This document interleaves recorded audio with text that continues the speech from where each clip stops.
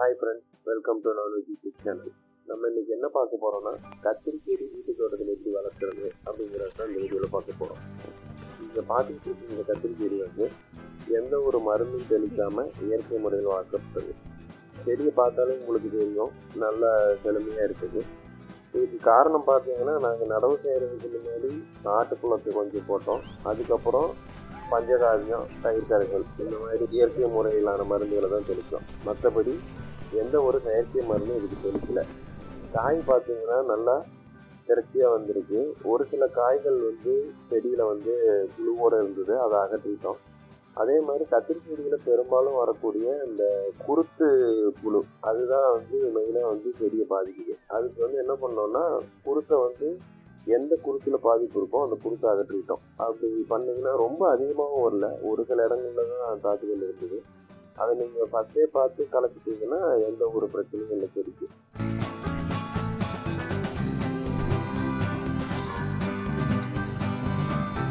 அந்த குருத்து புழுவை பற்றி சொன்னேன் இல்லைங்களா, குருத்து புழு தாக்கி இருந்துச்சுன்னா இந்த குருத்து பார்த்தீங்கன்னா பாடின மாதிரி காஞ்சி அப்படியே தலைகளை தொங்க ஆரம்பிச்சிடும். நீங்கள் அதை பார்த்து ஐடென்டிஃபை பண்ணிக்கலாம்.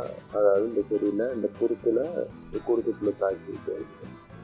ஸோ அந்த குருத்தை கண்டறிஞ்சு நீங்கள் நீக்கிட்டீங்கன்னா போதும், எந்த ஒரு பிரச்சனையும் செடிக்கு வராது. செடியும் நல்ல சிறப்பாக இருக்கும்.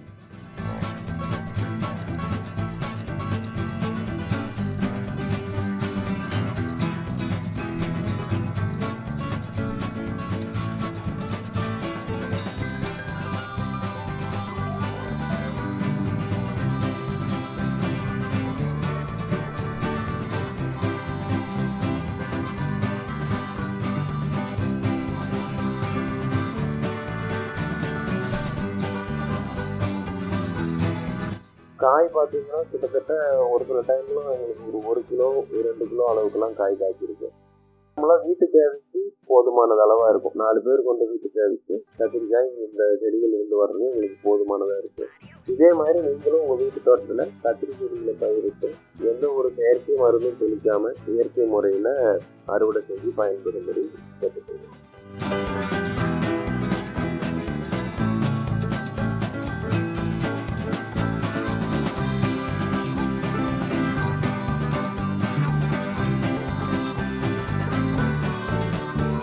தேங்க்ஸ் ஃபார் வாட்சிங்.